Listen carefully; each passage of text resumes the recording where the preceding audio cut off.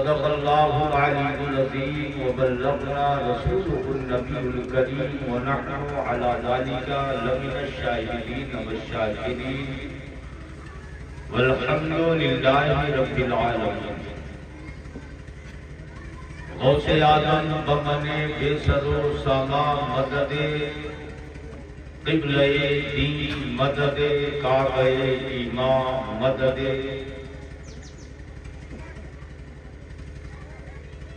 لی خمسۃ مطفی بہا حر اللباء الحاتمہ المصطفیٰ والمرتضیٰ وابناہما والفاطمہ۔ جو شے تیری نگاہ سے گزرے درود پڑھ، ہر جز وہ کل ہے مظہر انوار مصطفیٰ۔ عقیدت کے ساتھ محبت کے ساتھ گاؤں گراؤں بستی سے آنے والے، دور دراز سے آنے والے مریدین اپنے آقا سے جتنی محبت ہے اسی اعتبار سے مصطفیٰ جان رحمت کی بارگاہ میں ہدیہ درود پیش کرنے کی سعادت حاصل کرے۔ اللہم صلی علی سیدنا و شفیعنا و حبیبنا و مولانا محمد بارک وسلم صلاۃ و سلام علیکہ یا رسول اللہ یا حبیب اللہ صلی اللہ تعالی علیہ وسلم۔ آج کی اس پاکیزہ اور بابرکت محفل میں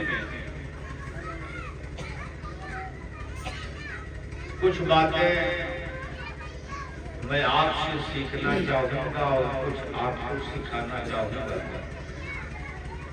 نصیحتاً میرے آقا نے ارشاد فرمایا کہ نصیحت کرتے رہو، جس طریقے سے پانی کا قطرہ کسی پتھر پر گرتے گرتے پتھر میں سوراخ کر دیتا ہے، اسی طریقے سے نصیحت ایک نہ ایک دن ضرور اثر کرے گی۔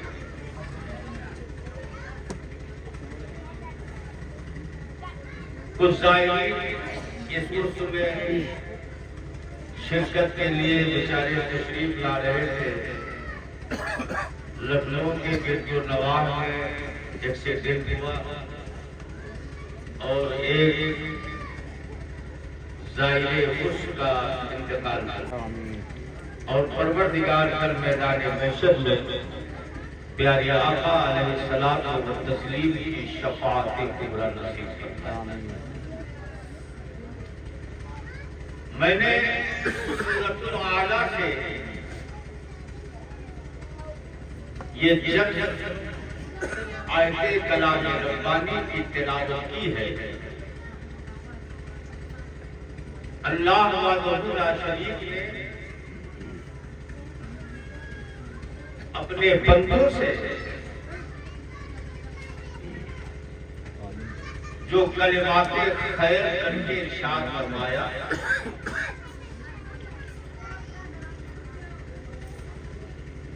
اس نے بندوں سے کہا کہ بے شک وہ کامیاب ہو گیا، اس نے فلاح حاصل کر لی، اس نے بلندی حاصل کر لی، اور وہ مراد کو پہنچا۔ مفسرین نے بڑی تفسیریں اس کے تعلق سے بیان کی ہے۔ اب نبی کی ایک حدیث سنو۔ میرے آقا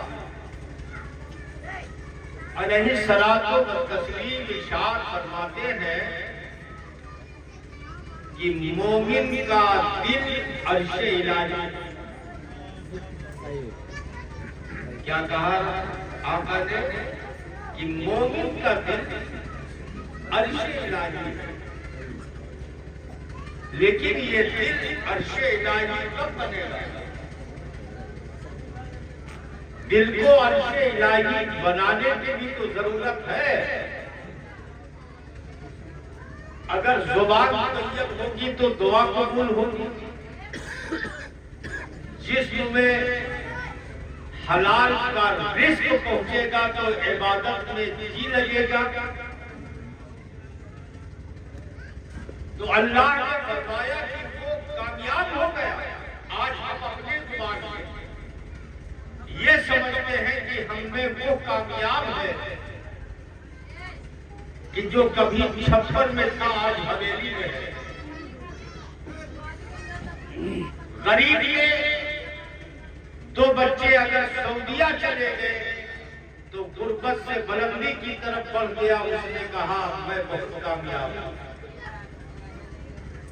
کسی کی ہائیوے میں زمین چلی گئی تو اس نے بھی ڈنکے کے چوک پر کہا کہ میں بہت کامیاب ہوں. یہ فطرتاً سوچ ہے انسان کی اور سوچنا غلط بھی نہیں. لیکن خدا نے کامیاب کسے کہا؟ خدا نے فلاح کی منزلوں کو طے کرنے والی ذات کون سی ہے؟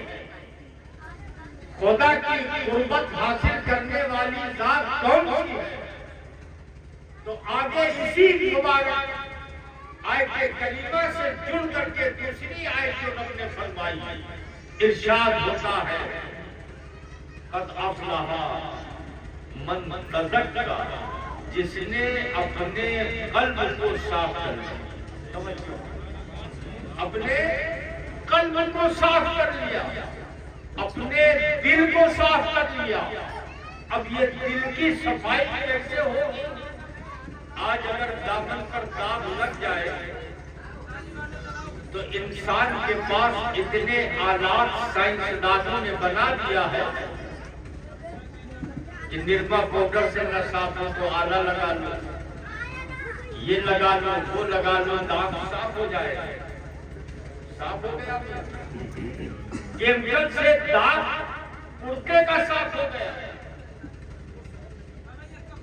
لیکن جو دل میں داغ ہے، جو دل میلا ہے، جو دل میں مرچا ہے، اسے آپ کیسے صاف کریں؟ کوئی کیمیکل نہیں لگا، کوئی آلہ نہیں لگا. اور وہ دل جو تمام گندگیوں کی آماج گاہ ہے. اب آپ اس پر ہم سے سوال کرو گے کہ مولانا صاحب دل ہمارا گندا ہے، تو میں مثال کے ذریعے آپ کو سمجھاؤں گا کہ دل ہمارے ہی دل میں فتنہ بھی تو ہے. بولو ہے، یہی دل ہے. حسد کی بیماری دل میں، نفرت کی بیماری دل میں، بغض کی بیماری دل میں، کینہ کی بیماری دل میں. ہمیں کیا جب دل مکمل بیماریوں کا گہوارہ بن گیا تو اس دل میں مصطفیٰ کی محبت کہاں سے آئے گی؟ جب تک دل پیدا ہی نہیں ہوگا مصطفیٰ کی محبت آئے گی. اب مثال اور سنو. مثال کے طور پر عدنان صاحب محمد کنارے بیٹھے، گڈو پردھان کہاں گئے تھے؟ ماشاءاللہ. ایک شہزادہ گڈو کی گود میں بڑی محبت سے کھلا رہے تھے. اولاد باپ کو بڑا پیارا ہوتا تھا اور بیٹے کو جوان کرنے میں باپ بوڑھا ہو جاتا تھا. میں نے الحاج بابا محمد اکبر صاحب کو جوانی میں بھی دیکھا اور اب لمحے بزرگی میں آگے میں بھی بوڑھا ہو گیا. آج بھی دیکھ رہا ہوں. ان کے بعد نائب سجادہ نشین قاری ابو الفضل صاحب نام سلسلہ چلے گا، ایسے ہی چلے گا. باپ بیٹے کو جوان کرنے میں بوڑھا ہو جاتا. آگوش کے لیے بچے کو کھلا رہے ہیں، کبھی رخسار چوم رہے ہیں، کبھی پیشانی چوم رہے ہیں. آواز بھی کسی نے پردھان جی. گڈو میاں نے بچے کو بسترے میں رکھا، دروازے کے باہر آیا، کہا بھیا گڈو یہ پر مہر لگا دو. निवास प्रमाण पत्र बनवाना, मोहर लगा के अंदर गए, उसी बिस्तरे पर बैठना चाहा, बीवी ने आवाज दिया, ठहर जाइए। क्या हुआ? उस पर न बैठी, क्या हुआ? बड़ी मोहब्बत से बीवी ने कहा कि बाबू ने पेशाब कर दिया। अब ज़हन आपका हाजिर हुए तमहीदी जुमला, बाबू ने पेशाब कर दिया। गुड्डू मियाँ उस बिस्तरे पर बैठने से बाद आए। रफ्फू भाई बड़ी मोहब्बत करते थे, बड़े प्यार से बुलाया, बड़े दुलार से बुलाया। दरवाजे पर हाजिर हुआ, एक कुर्सी लाके उन्होंने अचानक रख दी। कुर्सी के नीचे गोबर पड़ा है। मैंने जब उसे देखा तो मेरे ज़मीर ने गवारा न किया कि मैं बैठ जाऊं, लेकिन रफ्फू भाई की मोहब्बत है, इनके निगाहों से वो गलाजत तो छल है। कहा मौलाना साहब बैठिएगा, कहा बैठिएगा, लेकिन मैं इनके इसरार पर इसरार मुस्कुरा के जवाब दे रहा था, ठीक है कोई बात नहीं, बेहतर हो खड़ा हो, लेकिन नीचे गलाजत है। अब ज़हन अगर आपका हाजिर हो तो मैं ये कहूँ कि जब एक नापाक जगह पर आप बैठने को राजी नहीं, जब बिस्तरे पर बेटा पेशाब कर दे तो बाप बैठने को राजी नहीं। मियाँ जब दिल के अंदर नफरत जन्म ले रही हो, जब दिल के अंदर कुदूरत जन्म ले रही हो, जब दिल के अंदर बुग़्ज़ व हसद ने बाजार लगा लिया हो, तो उस दिल में मुस्तफा की मोहब्बत कैसे आएगी, नबी की उल्फत कैसे आएगी? अब नबी की उल्फत को लाने के लिए दिल को साफ करना होगा, नबी की मोहब्बत लाने के लिए दिल को पाक करना होगा। जब दिल पाक होगा तो मुस्तफा की मोहब्बत तुम्हारे दिलों में मौजूद हो जाएगी। अल्लाह ताला ने क्या खूब कहा है कि मोहम्मद से वफा तूने तो हम तेरे हैं, ये जहां चीज क्या लोहो कलम।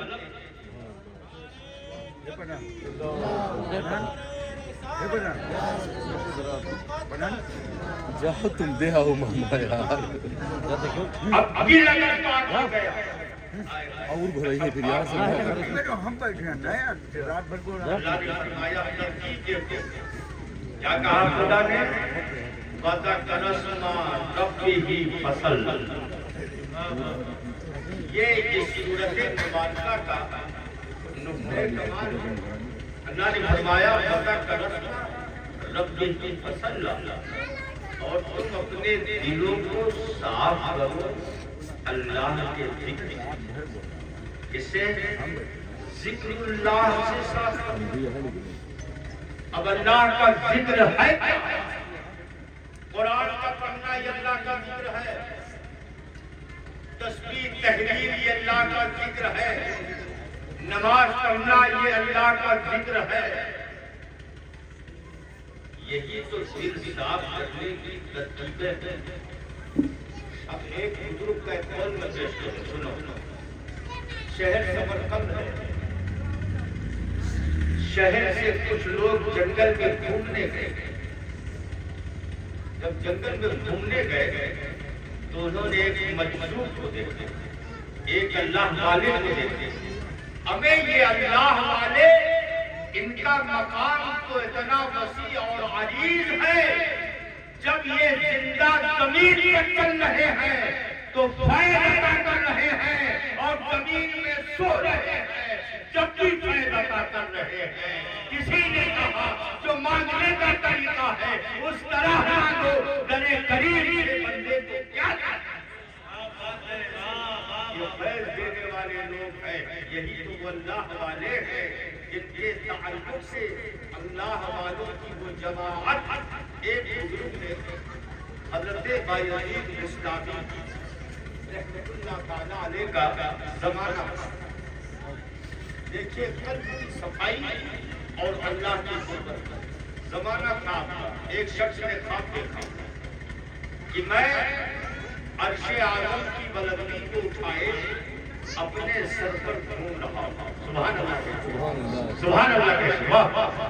क्या अर्शे आज़म की बुलंदी को अपने सर पर उठाए घूम रहा हूँ। आँख खुली, दिल नूर था, चेहरे पर खुशी के असरार थे, घर मुअत्तर था, लेकिन सुकून न मिला, इत्मीनान न मिला।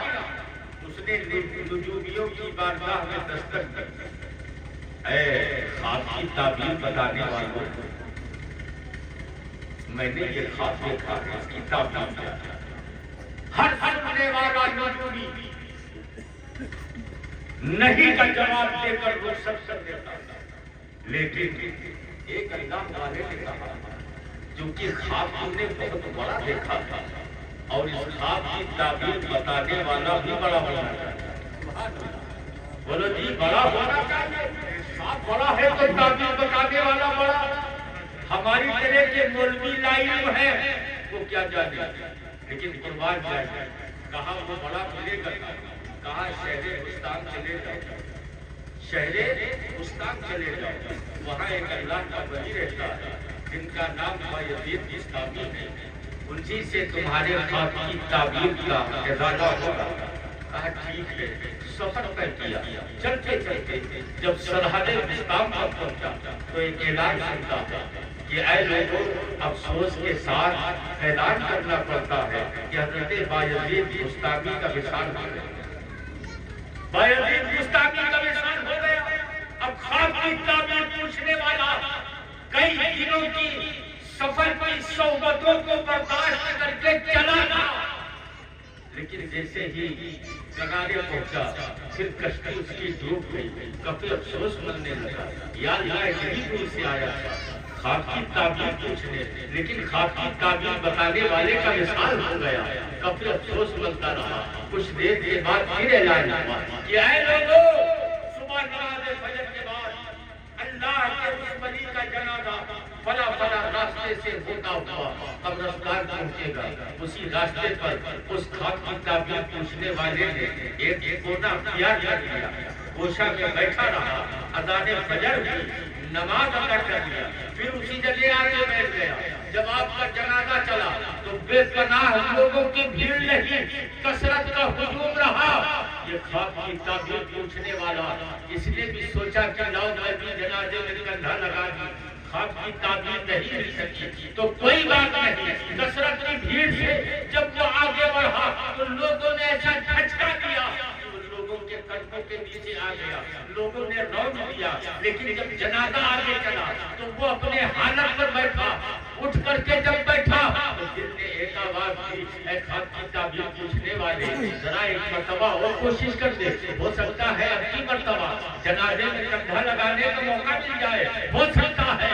اس نے کہا جب دل نے آواز دیا وہ اٹھا، کھڑا ہوا، سنبھلا، دوڑا، دوڑتے دوڑتے لوگوں کو ہٹاتے پھاڑتے اندر پہنچ گیا، اور جب پہنچ گیا تو حضرت بایزید کے جنازے میں اس نے جب کندھا لگایا تو قربان جائیے حضرت بایزید بستامی کا کفن سے ایک ہاتھ باہر نکلا، اور آپ کہتے ہیں اے خواب کی تعبیر پوچھنے والے، ارے اس سے بڑا اور کیا خواب کی تعبیر ہو سکتی ہے کہ تیرے جگہ پر ایک اللہ کے ولی کا جنازہ جنازہ جا رہا ہے۔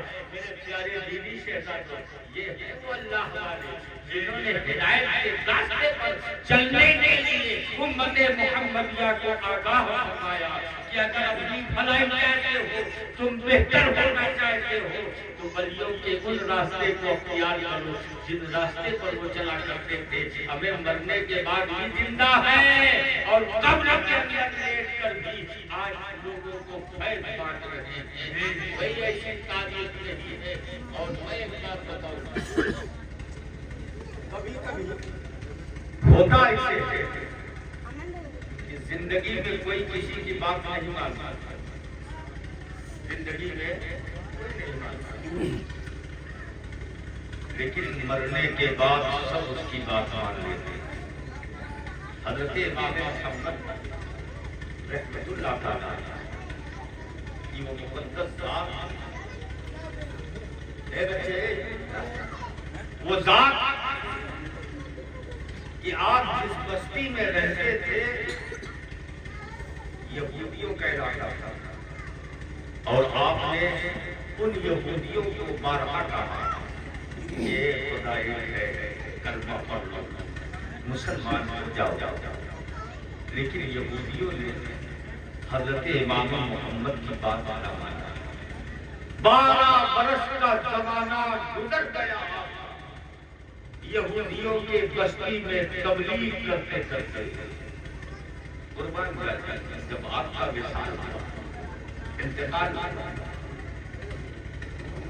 جب آپ کا جنازہ تھا، تو یہودیوں نے کہا اے لوگوں، 12 برس کا زمانہ تھا میرے درمیان آپ کا، آپ نے ہمیشہ تبلیغ کیا، لیکن ہم لوگوں میں سے کسی نے ان کی بات نہ مانی. کوئی بات نہیں، لیکن چلو جنازے میں کندھا تو لگا ہی، جنازے میں کندھا تو لگا ہی دے. خدا کی قسم مورخین لکھتے ہیں کہ حضرت امام محمد کا جنازہ چل رہا ہے. یہودیوں نے جب کندھا لگایا تو 10 قدم ان کے پورے نہیں ہوئے. ان یہودیوں نے اس جنازے کی برکت سے کلمہ پڑھنا شروع کر دیا، دائرہ اسلام میں داخل ہو گئے. اور جب دائرہ اسلام میں داخل ہو گئے تو ان کا مقام مجھے سریا سے بلند ہو گیا. نعرہ تکبیر، نعرہ رسالت، پیغام اولیاء کرام، پیغام اولیاء کرام، مرشد مقدس، پیغام اولیاء کرام. اور نہ تو پیر بننا آسان ہے اور نہ مرید بننا آسان ہے. دونوں صورتیں. پیر کا بننا بھی آسان ہے. اور اگر اس کی مثال کلو بھائی آئے دلی سے ادھر آئیے، ذرا چہرہ یہی سے دیکھ لیجیے. ماشاء اللہ تشریف رکھیں. آسان نہیں، اس لیے اگر آسان ہوتا تو ہر شخص پیر ہی بن جاتا. لیکن ایک مثال دیکھو، بس بات ختم. محبوب الہی کی طرح پیر ہو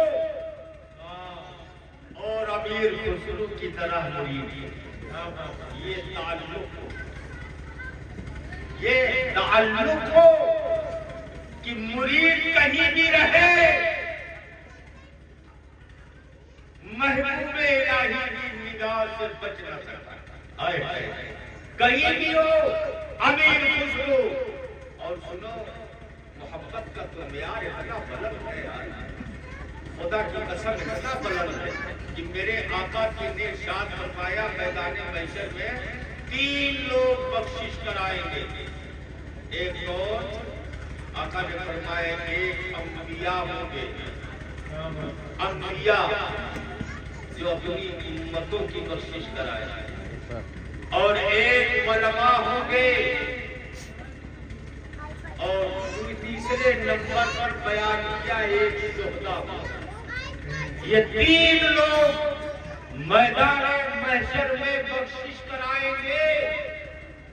لیکن اس کا مختصر سا جملہ یہ کہنے کے کہ جب تک تینوں کی محبت دل میں مجدل نہیں ہوگی، کوئی ایک دوسرے کی بخشش بھی نہیں کرائے گا.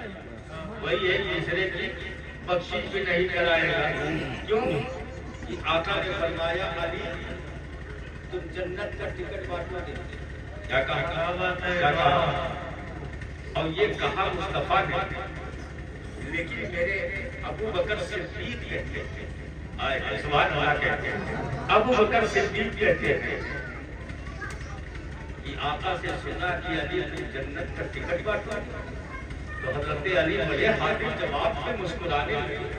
کہا اچھا آقا نے کہا تو کہا ہاں بانٹوں گا، لیکن میرے آقا نے یہ بھی کہا کہ اے علی جس کے دل میں ابو بکر کی محبت ہوگی، جس کے دل میں ابو بکر کی محبت ہوگی، عثمان کی محبت ہوگی، عمر کی محبت ہوگی، اسی کو جنت کا ٹکٹ دینا، سب کو جنت کا ٹکٹ نہ دینا. امیر خسرو کو بلاتے ہیں اور بلانے کے بعد ایک چیز فرمائی اے امیر خسرو، 8 آنا دیا سامان، 1 روپیہ دیا، 2 روپیہ دیا، 5 روپیہ دیا، جاؤ دلی سے لے آؤ۔ کلو بھائی وغیرہ اسی بستی میں اسی نگری میں رہتے ہیں، کہا دلی سے لے آؤ، گئے جناب۔ اب امیر خسرو جب سڑک پر پہنچے تو دیکھا بڑا کثرت کا مجمع، بڑی بھیڑ ہے، چلنے کے لیے راستے تنگ ہو گئے۔ امیر خسرو نے کسی سے پوچھا، اے لوگوں یہ بھیڑ کیسی، یہ ازدحام کیسا، یہ کثرت کیسی؟ اس نے کہا تم نے سنا نہیں؟ کہا نہیں۔ کہا ایک اللہ والے کا وصال ہو گیا، اللہ والے کا وصال ہو گیا، جس نے اپنی زندگی میں کہا تھا کہ جو میرے جنازے میں کندھا لگائے گا وہ جنتی ہوگا۔ ہمیں بھی آج کے دور کا آدمی ہوتا تو مرید کسی تیر سے جنت نہیں بانٹ رہا ہے، ہمیں چھوڑو اس کا، چلو ادھر جنت مل رہی ہے، جنت کی تلاش ہے، ادھر چلو۔ امیر خسرو رحمت اللہ تعالیٰ قربان چاہیے کہا اچھا یہ کہا تھا انہوں نے؟ کہا ہاں۔ اب امیر خسرو ٹھہر گئے، اگل بگل دیکھا، دائیں بائیں دیکھا، ایک بند کوٹھری کا دروازہ کھولا، اندر داخل ہو گئے، کافی دیر اندر رہے۔ جب جنازہ گزر گیا، بھیڑ ختم ہو گئی، سامان خریدا، واپس آنے لگے۔ آئے جب محبوب الہی کی بارگاہ تو حضرت خواجہ نظام الدین اولیاء کہتے ہیں کہ اے امیر خسرو بڑی دیر دیکھنے لگا تھا، سامان مختصر تھا، اتنی دیر چلنے لگا تھی؟ کہا حضرت بھیڑ بہت رہی، راستے میں چلنے کا کوئی انتظام نہیں تھا، بڑا سسٹم بگڑا تھا۔ کہا مطلب؟ کہا ایک جنازہ جا رہا تھا جس نے اپنی زندگی میں کہا تھا کہ جو میرے جنازے میں کندھا لگا دے گا وہ جنتی ہوگا۔ حضرت محبوب الہی کہتے ہیں اچھا تو تم جنت لے رہے تھے، جنت خرید رہے تھے؟ ارے کوئی مرید آج کا دور نہیں تھا، اگر کوئی مرید کسی دوسرے پیر سے مل لے تو وہ پیر کو ناراض ہو جاتا ہے۔ قربان جائیے حضرت محبوب الہی کہتے ہیں اچھا تم جنت خرید رہے تھے؟ کہا نہیں حضور۔ تو کہا کہ اتنی دیر؟ کہا سرکار اگر جنت ان سے لینی ہوتی تو میں لے لیتا، جنت ان سے لینی ہوتی تو میں لے لیتا، اور اگر جنت ان سے میں لیتا تو بدنامی تو آپ کی ہوتی کہ مرید آپ کا، غلام آپ کا، آپ میرے آقا ہو، جنت لینے کے لیے دوسرے کے پاس چلے گئے۔ خدا کی قسم یہ محبت ہے مرید اور پیر کے درمیان، صرف ہاتھ چومنے سے عقیدت مضبوط نہیں ہوتی، دل صاف ہو تو ہاتھ چوما جائے تو فیض ملتا ہے، جب دل طیب ہو جائے ہاتھ چوما جائے تو معراج کی بلندی نصیب ہوتی ہے، جب دل طیب ہو جائے اور ہاتھ چوما جائے تو اللہ تعالیٰ اسی ہاتھ کے میدان محشر کے جنت میں جگہ دیتا ہے۔ اللہ تعالیٰ ہم سب کی شرکتوں کو قبول فرمائے اور یہ بابرکت بزم مبارک اللہ تعالیٰ ہمیشہ تا دیر پا قائم دائم رہے، ہم سب لوگوں کی شرکتوں کو اللہ اسی طرح برقرار رکھے۔ آئیے محبت سے کھڑے ہو جائیں، صلاۃ و سلام